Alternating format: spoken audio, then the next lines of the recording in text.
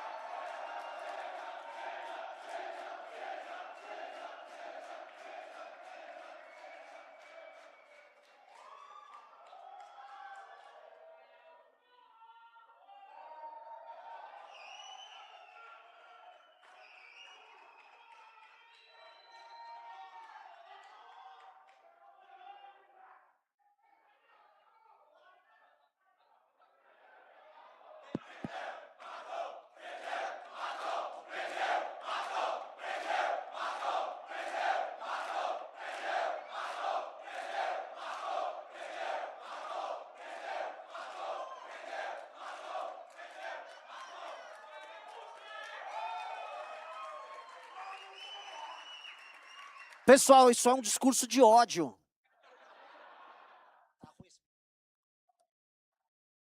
E discurso de ódio é muito bem-vindo num evento como esse.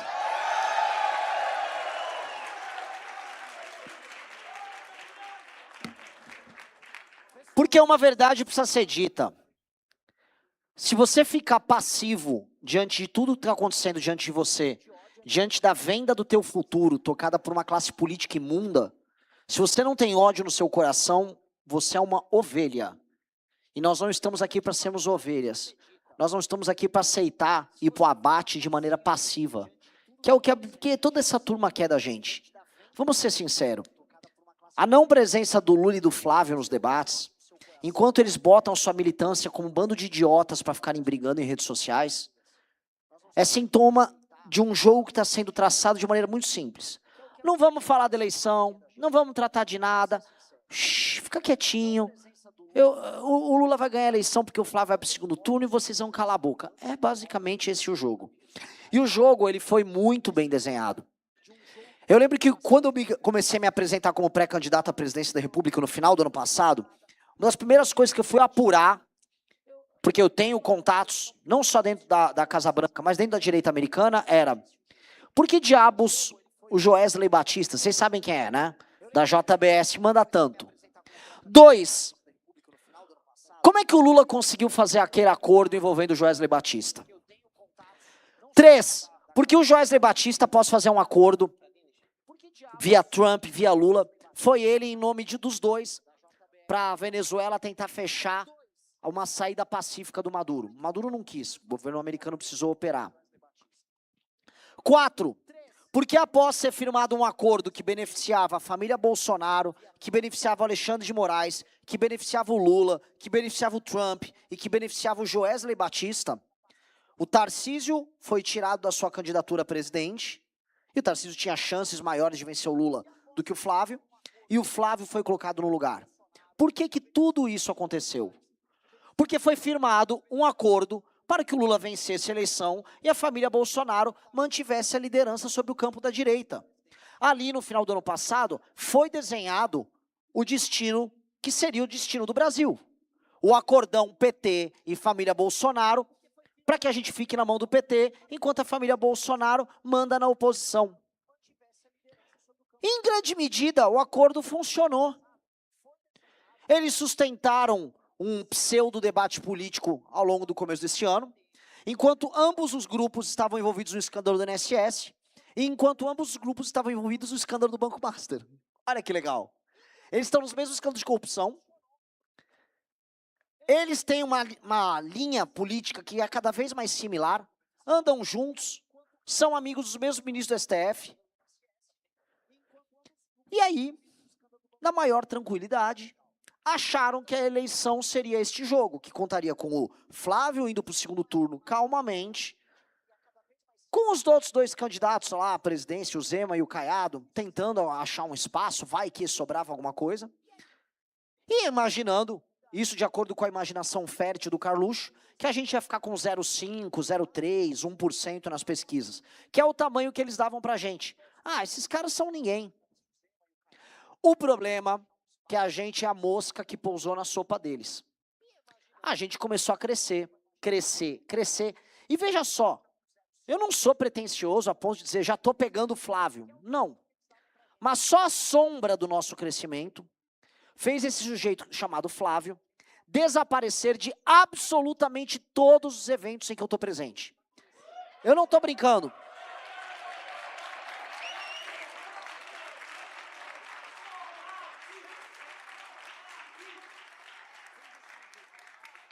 Havia a sabatina do G4 antagonista. Tava o Thales lá, não sei o quê, e o Thales apoia o Flávio abertamente. Eu estava presente, o Flávio, na noite anterior, cancelou a participação dele e fez uma participação online com uma colinha. Ficava lendo a colinha ali. Ué? Eu fiquei confuso. Depois veio a discussão sobre os debates. E oficialmente o Flávio já está fora do debate da Band. É estranho. Houve um evento agora, o Fórum da Liberdade lá em São Paulo. Eu estive presente, o Flávio foi chamado, confirmou, aí desconfirmou na RH. Aí fui ontem para Brasília. Tinha um evento que tinha representantes do setor de comércio e serviços. Setores que mais contratam pessoas no Brasil. É um evento que você tem que estar presente. A gente está falando, volto a colocar, dos setores que mais contratam gente do Brasil. Tinha gente de supermercado, lojas de toda sorte, loja de material de construção, todo mundo. Bares e restaurantes, imagina quanto emprego a gente está falando. Fui lá, modéstia à parte, foi o melhor discurso, foi o que foi mais aplaudido, foi o que deu mais audiência. Flávio Bolsonaro não foi mais uma vez. Eu começo a me perguntar,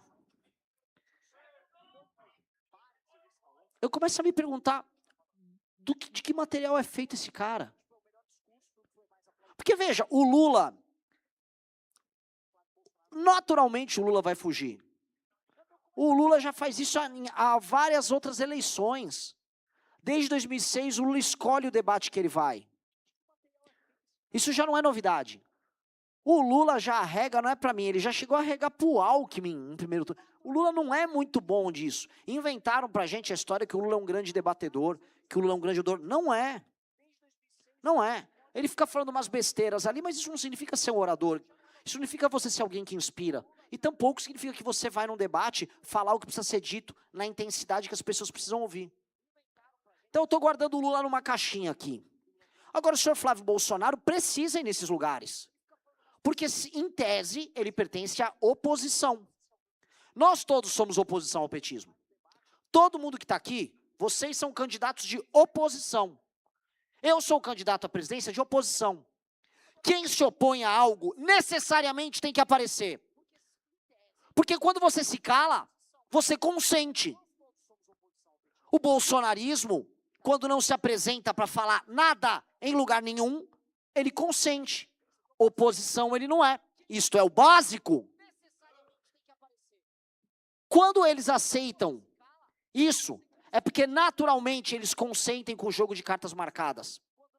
Eles ficam falando para todo mundo, não, vamos para o segundo turno, o Flávio vai ganhar. Veja, ora, se falta tão pouco para o Flávio ganhar, como na cabeça deles, ele tinha que estar desesperado agora para virar votos, para participar de eventos. Mas ele não está. Então não há, no coração dessas pessoas, nenhuma vontade de derrotar o PT, de mudar o Brasil. Não há nada. Há apenas o comodismo de quem quer, não ser preso, por conta do envolvimento do escândalo do Banco Master. 2, de alguém que não quer que vaze vídeos pegando uma determinada mulher aí, que o Brasil vai saber, ou eventualmente cheirando alguma substância que costuma vir do Peru ou da Colômbia. E 3, ganhar dinheiro roubando, que é o que esses caras gostam de fazer a vida inteira deles. Então amigos, não há caminho com eles, e eu sei que quando eu estou falando com uma plateia dessas, eu estou chovendo no molhado. Lógico que vocês já concordam com isso. Mas o problema é que os seus pais ainda não concordam. O problema é que pessoas mais velhas ou não nos conhecem, ou estão com os circuitos na cabeça desenhados de modo a achar que ou você é um ou você é outro. E se você não está com A, você necessariamente está com B. Tanto que de maneira até habilidosa, os lacaios e puxa-sacos da quadrilha de direita falam assim, a candidatura do Renan é para ajudar o PT. Prova disso. Não tem. Nós derrubamos o PT nas ruas no ano de 2016 com o impeachment da Dilma Rousseff. Fomos nós, não eles. Não foram e nunca foram eles. Na verdade, a família Bolsonaro viveu muito bem nos anos de petismo. Quando o petismo administrava o Brasil no primeiro, segundo governo do Lula e depois no governo da Dilma, eles só ganharam dinheiro. Flávio Bolsonaro fazia rachadinha no seu gabinete. Ele ficou rico e comprava casas em área de milícia. Era isso que eles fizeram. Quem ficou incomodado e destruiu o PT fomos nós, não eles. E eles têm medo que eu vá no debate para explicar isso.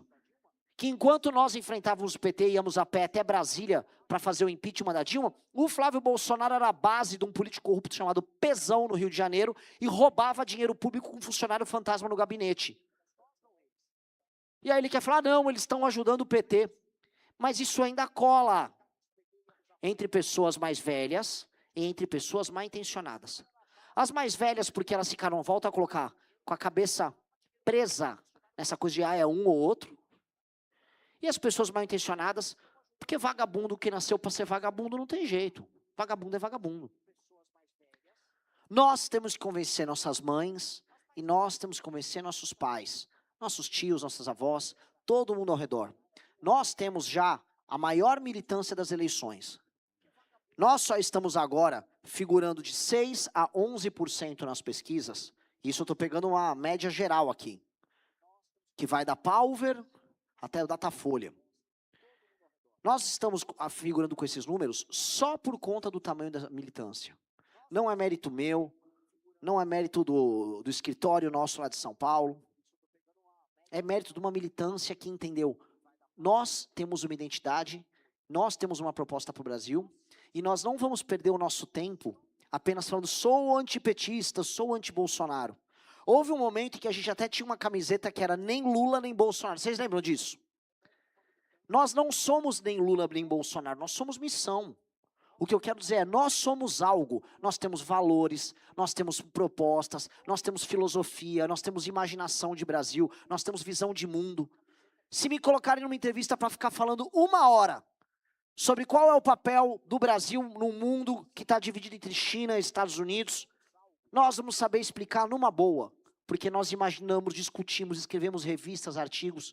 Se me colocar para conversar com os jornalistas sobre desenvolvimento econômico do Nordeste, como um jornalista ali no meio me fez uma pergunta, vamos falar e vamos falar muito.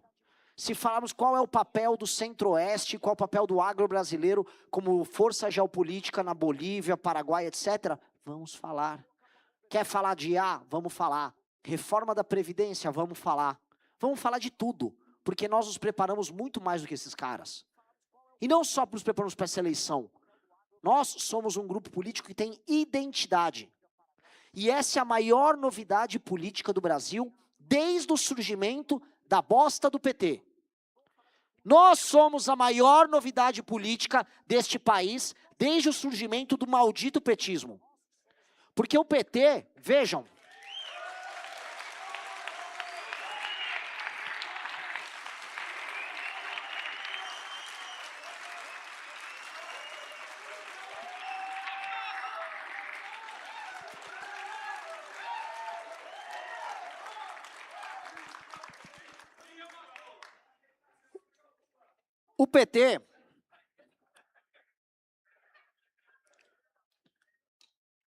o PT surge na virada dos anos 70 para os anos 80 como um projeto de uma geração, era todo mundo jovem. O Dirceu devia ter seus 19, 20 anos, quando trocou tiro lá na Batalha da Maria Antônia, lá em São Paulo, que foi uma batalha entre guerrilheiros de esquerda com estudantes do Mackenzie que eram de direita. Foi uma batalha lá, uma troca de tiro campal que aconteceu numa região ali mais central de São Paulo. Aquilo definiu o movimento estudantil, a luta contra a ditadura. Esse membro de Dirceu foi para fora do Brasil, treinou, volta e encontra movimentos que sabotaram e tomaram a Igreja Católica por dentro. com a maldita teologia da libertação, que aprisionou a Igreja Católica por muitos anos numa ideologia vagabunda, vocês sabem disso.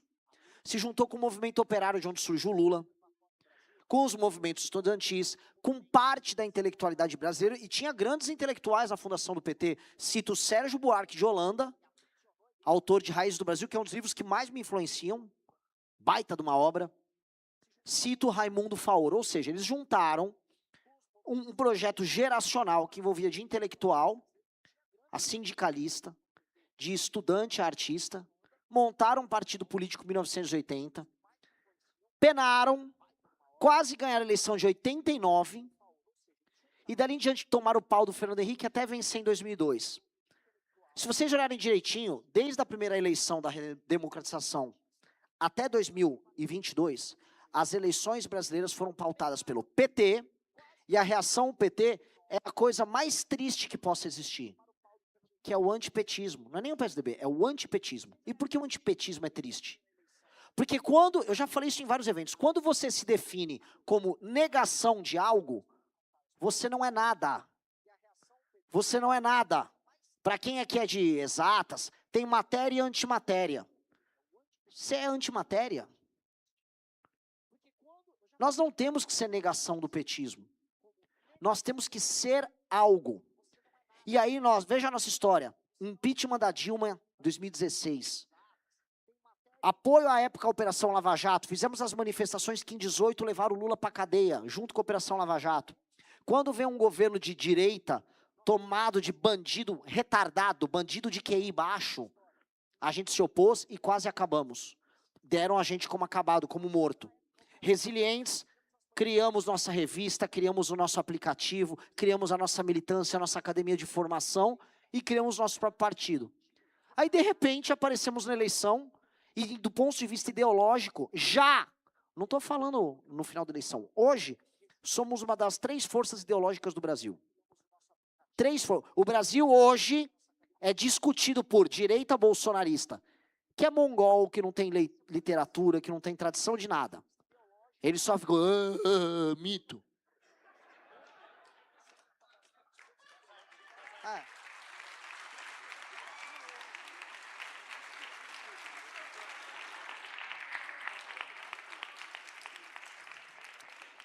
A esquerda, que saiu de Raimundo Faoro e Sérgio Buarque de Holanda e parou em, ei, eu tenho um pênis, posso entrar nesse banheiro feminino? Que é o que esses caras viraram. Ei, por favor, eu tenho um pênis, posso entrar no banheiro que está sua filha? Esse se tornou o bloco. Ah, Renan, você está exagerando? Estou exagerando? Quem é a deputada de esquerda que vai ter mais votos esse ano?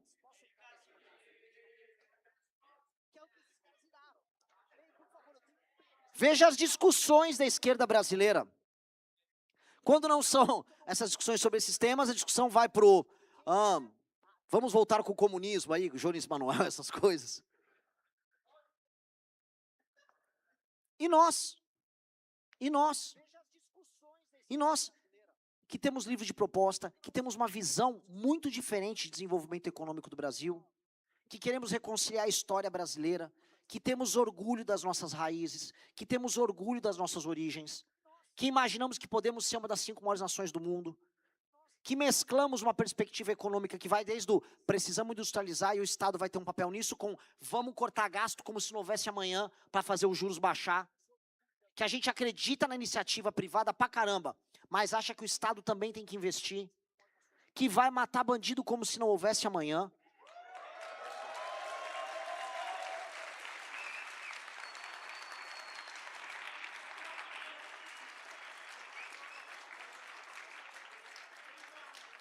Que acha que matar bandido não é só política pública para garantir segurança. Isso nossos candidatos têm que entender. Quando vierem perguntar para vocês, não, existem outras políticas que funcionam também? Olha, podem ter outras políticas que funcionam para além do quero matar esses caras. Mas matar bandido não é só sobre fazer uma política pública funcional. É sobre gerar coesão nacional e um senso de pertencimento a uma nação, e entregar para o Brasil uma coisa que o Brasil precisa desde sempre, uma guerra que nos faça ser brasileiros do norte ao sul do Brasil, do gaúcho até o cara de Rondônia, do paraibano até o cara do Mato Grosso. Todos nós temos que entender que nós temos hoje, veja só, um inimigo comum que se infiltrou em todas as nossas cidades. O BDM na Bahia é o BDM da Bahia. Mas aqui vocês têm o Al-Qaeda, que eu descobri o nome, que é a facção local, a nova Al-Qaeda. No Rio Grande do Sul eles têm 13 facções diferentes. Cada lugar tem a sua e nacionalmente a gente tem o PCC e o Comando Vermelho que participam de todos os lugares. Mas a real, mais do que a política pública que funciona, entregar a guerra é entregar uma chance de nós sermos brasileiros juntos, enfrentando o mesmo inimigo, para além da Copa do Mundo, que é o único momento em que os brasileiros falam, somos parte de uma mesma coisa. Nós temos que ter essa guerra para que a gente possa vencer essa guerra juntos. Muito mais do que vocês comemorarem um gol do Neymar, ou uma chance de ter um hexa, eu quero que vocês comemorem a libertação dos seus bairros, das suas cidades, a prisão dessas pessoas que te assaltam, dos caras que esculacham o pai de família que está chegando em casa e está com o celular na mão, que esculacham uma menina que é mais bonitinha, e aí que o traficante quer sair com ela, e se ela não quiser sair, ele vai abusar ela.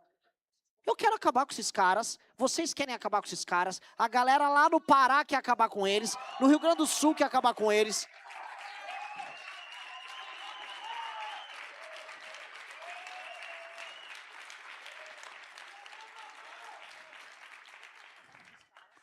Mas Renan, você está sendo sanguinário. Sim. Sim, estou. Olha que leve. Sim, sim. Nós vamos desfilar em ruas com aqueles corpos deles largados ao chão, naquelas fotografias, e vamos falar antes eles do que minha mãe.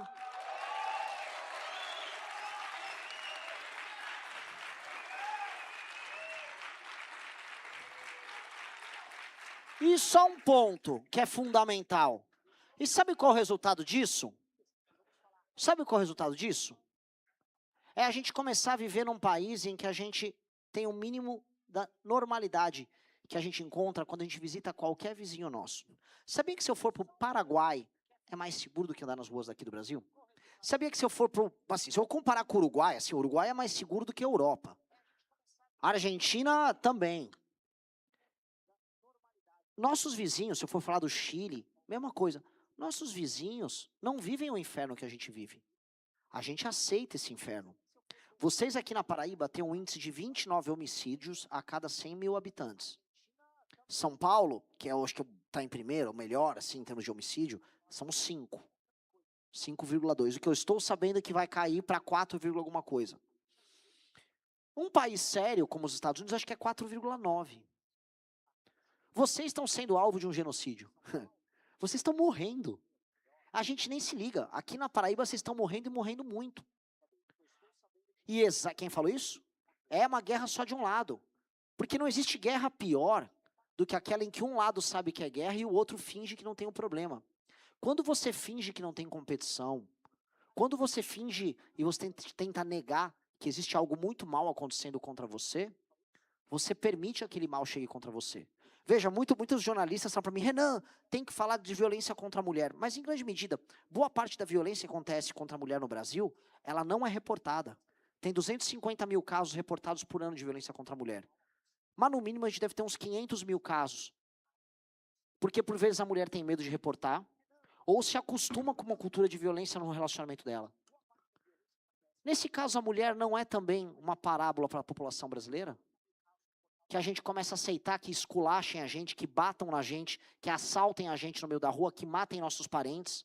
E aí você vai se acostumando. Você vai sentir, talvez isso seja parte de ser brasileiro. Como muitas mulheres em relacionamentos abusivos, talvez isso seja parte de um relacionamento. A gente naturalizou o absurdo. E o que nós estamos fazendo aqui? Agora eu vou falar igual os jornalistas falam, vamos conscientizar a questão do feminicídio, vamos. E vamos também tomar consciência da questão do homicídio, do infanticídio e todos os sídios possíveis. Vamos acabar com a cultura de morte no Brasil, indo para cima de quem está matando a gente. Não importa se essa pessoa seja branca, preta, homem, mulher, a gente sabe o padrão. Vai ser sempre um homem vagabundo matando todo mundo, de homem a mulher. O que nós seremos é um país de homens e mulheres que vão para cima deles e falar, esta é a vingança do povo, você está fazendo mal para a gente, eu vou fazer mal contra você, até que você pare de fazer mal, ou porque está preso ou porque está morto. Isso é meio simples. alteramos as leis, resolvemos as nossas cidades. Todas as nossas cidades no Brasil estão feias. Feias. Não apenas mal cuidadas, mas nossas cidades estão favelizadas. E eu falo isso o tempo todo, a favelização faz com que você aceite o absurdo. E a gente aceitou o absurdo para todos nós. Cidades mal cuidadas, pessoas vivendo sem água, sem esgoto. Vocês estão nos estados, se eu não me engano, das 10 piores cidades em fornecimento de água, 7 a 8 estão aqui na Paraíba. A questão do fornecimento de água aqui é um absurdo. Ainda assim, o presidente da Câmara dos Deputados é daqui da Paraíba. O interior da Paraíba. Mas o interior da Paraíba vive problemas ligados a fornecimento de água. Eu não estou nem falando de saneamento básico, que é um luxo. Estou falando de água. E o cara é presidente da Câmara. O cara está nos mesmos escândalos de todos esses outros que eu descrevi. Então, quando a gente percebe a naturalização do absurdo, a gente percebe o quanto nós aceitamos ser uma porcaria de uma nação. E o peso para a mudança toda está caindo no ombro de vocês. Isso aqui está sendo transmitido ao vivo? Só para saber. Então, quem está assistindo, espero que entenda. A gente está na Paraíba hoje, tá? Entenda, o peso está em vocês. Onde eu vou, as pessoas, né, os nossos adversários estão com, é só gente jovem que gosta aí da missão. Veja, hoje a maioria é jovem, sim. E eu tenho muito orgulho de você que é jovem, que está fazendo isso, porque o peso da mudança está no teu ombro. Em grande medida, teus pais e avós desistiram. Mas o problema é que a desistência deles tem um preço. E quem vai pagar a maior parte do preço são os mais jovens necessariamente. Quando aumenta os gastos do governo com populismo vagabundo, gera endividamento. Quem é que vai pagar a dívida? A dívida é futura. São vocês que vão pagar a dívida. Por que o imposto teu é alto hoje? Por conta da dívida que foi contraída ontem. Por conta do gasto que foi contraído ontem. As decisões estúpidas de ontem estão custando caro hoje e vão custar muito mais caro amanhã.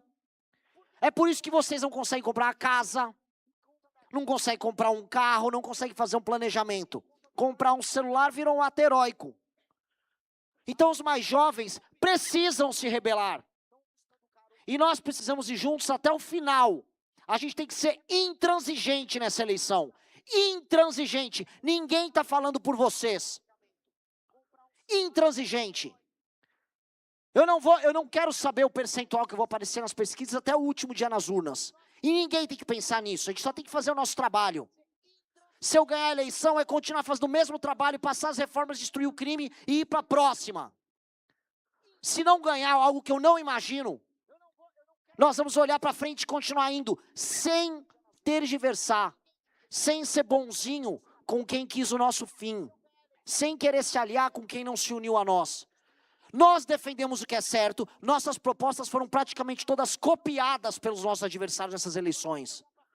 Até o Lula, o vagabundo do Lula, está falando a palavra ocupação territorial. Sério, Lula? Até ele. Até o Lula está falando de ocupação territorial. Que curioso. Que engraçado. Eu nem falo os demais. Eu mandei para uma jornalista ontem, que me entrevistou lá em Brasília, né, a equipe do Flávio, no programa de merda lá que eles fizeram, copiou praticamente frases, usou mesmo os verbos que estavam no nosso programa de segurança do Livro Amarelo. Os caras sabem, eu sou preguiçoso, só copia lá, muda um pedacinho e coloca. Então, para copiar, copiam. Se é para copiar, então por que não apoiam? Se é para copiar, por que não apoiam? Por que não endossam? Aí tem um outro elemento. Vocês que estão aqui, tem alguém aqui, uma moça que deve ser uma universitária, deve ser um cara que está com o primeiro emprego dele. Todo mundo aqui tem um risco em assumir uma posição. Ou brigou com o pai, ou foi malquisto no trabalho, ou perdeu um amigo, ou perdeu uma amiga, ou o namorado ficou olhando, torceu o nariz porque ele é retardado e gosta do Flávio Bolsonaro. Sei lá, tem todo tipo de coisa. Vocês assumiram o risco. Agora, por que diabos a elite ainda não assumiu o risco? Porque os maiores empresários do Brasil sabem, e eu vou falar para vocês, eu estive em reunião com os maiores empresários do Brasil, algumas vezes, de todos os setores. Um ou outro teve a coragem de falar, é o melhor projeto, estou apoiando. Hoje saiu uma matéria na Folha de São Paulo, não sei se alguém aqui viu, do José Olímpio, que foi presidente de alguns bancos, dos homens mais brilhantes que eu conheço. Um dos homens mais brilhantes que eu conheço. Uma pessoa muito, muito acima da média em qualquer coisa que faça. Falou, não, é o Renan, é o melhor projeto. Ele toca o CDPP, que produz pesquisa em políticas públicas com as melhores mentes do Brasil. Uma parte de economia no livro amarelo, não sei quem aqui leu a parte de economia do livro amarelo.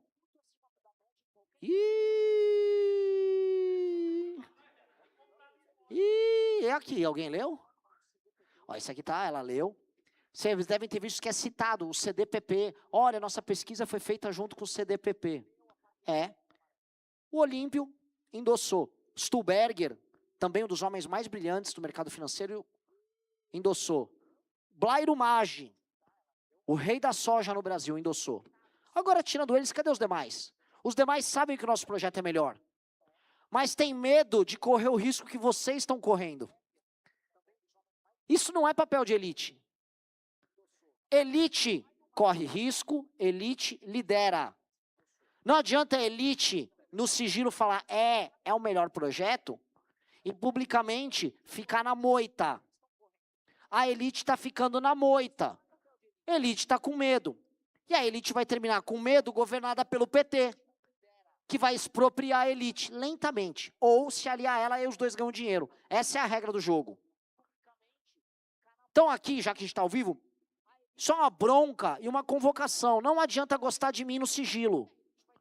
Não adianta quando eu vou nas reuniões falar, uau, e depois não doar e não falar, é o Renan. É a missão. Tem que endossar. Tem que endossar. Se o nosso projeto é melhor, é imoral você não se posicionar de maneira favorável a gente. E, pô, pesquisamos melhor. Nossa história é ilibada. Rodamos o Brasil. Corremos os riscos de ter as posições mais difíceis. Tem uma área com crime organizado, vamos lá e vamos falar que a gente vai matar os caras. Estamos perseguidos, estamos com ameaça de toda sorte. De doidinho, de chão de esquerda, a membro de facção. E já já vocês vão saber que tem mais. Já já vocês vão saber na imprensa. A ameaça de morte contra a gente virou mato. Eu estou tendo a honra de poder rodar o Brasil, aqui durante o período da campanha, com a escolta da Polícia Federal. Vai terminar a eleição. Se eu não vencer a eleição, eu não terei escolta da Polícia Federal. Vocês entendem o risco que nós estamos correndo? Eu posso passar as doações, eu não tenho como pagar uma segurança privada, um belo dia eu posso ir no mercado e vou tomar um tiro e viro estatística. Não estou falando que eu sou um herói de nada. Eu não sou um herói de bosta nenhuma. Tá? Odeio fazer esse tipinho.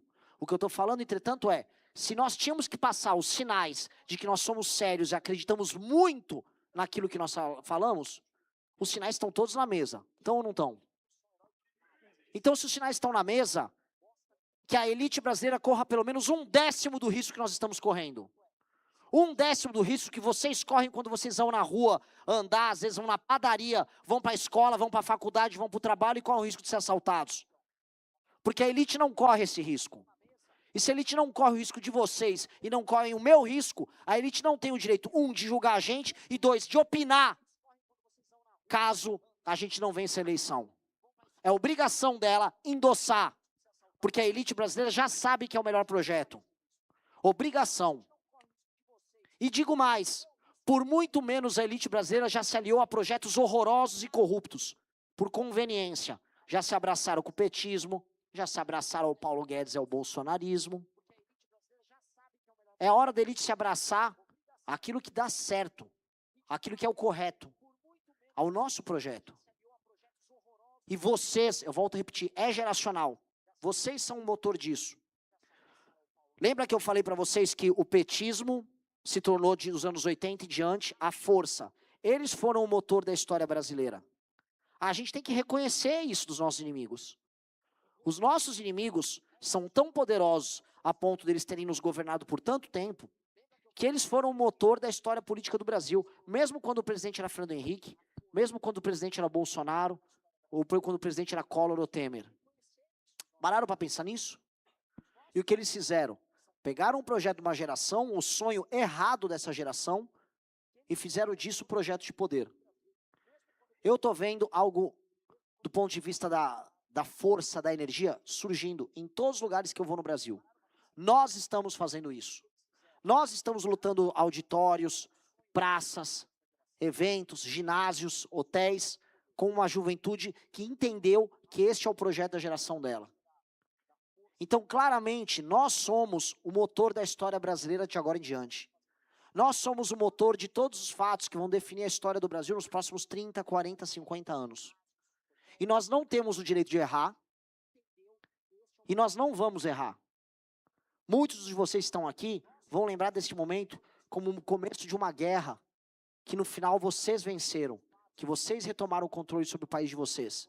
Outros tantos vão se tornar dirigentes partidários do nosso grupo, outros vão virar intelectuais, outros virão candidatos, outros vão seguir apenas a vida de vocês, defendendo as mesmas ideias. Mas vocês estão tendo agora o incrível privilégio de tomarem posse do futuro de vocês. É tomar posse sobre o próprio futuro. Isso não é discurso. Eu não estou com papo furado, eu não sou motivador, não gosto de... Pelo amor de Deus, né? Hoje quem faz discurso motivacional é picareta, tem que olhar sua carteira para ver se alguém não está roubando. Não acredito em discurso motivacional. Eu acredito em trabalho e constatação. O que eu estou fazendo aqui é uma mera constatação. Então, se o futuro é nosso, se nós estamos construindo algo maior do que o nosso tempo, se nós somos o motor da história brasileira de agora em diante, nós temos que provar isso não para nós mesmos. Nós temos que provar isso para os nossos inimigos. Eu espero que vocês façam eles saberem isso de maneira muito dolorosa nas próximas semanas. Eles têm que entender que nós temos uma energia que eles não têm, que nós temos uma dedicação, uma inteligência, uma força, uma capacidade que eles não têm. Eles estão cansados. Eles desistiram. Eles querem vencer uma eleição por WO num acordo. A gente é a mosca que pousou na sopa deles. A gente é a nota dissonante na música deles. A gente é o inesperado. A gente é o cisne negro. Eles não contavam com a nossa existência. Já imaginaram a história incrível que nós poderemos contar se nós virarmos o jogo contra esses filhos da mãe? É uma história incrível. E vocês são parte dela. Muito obrigado.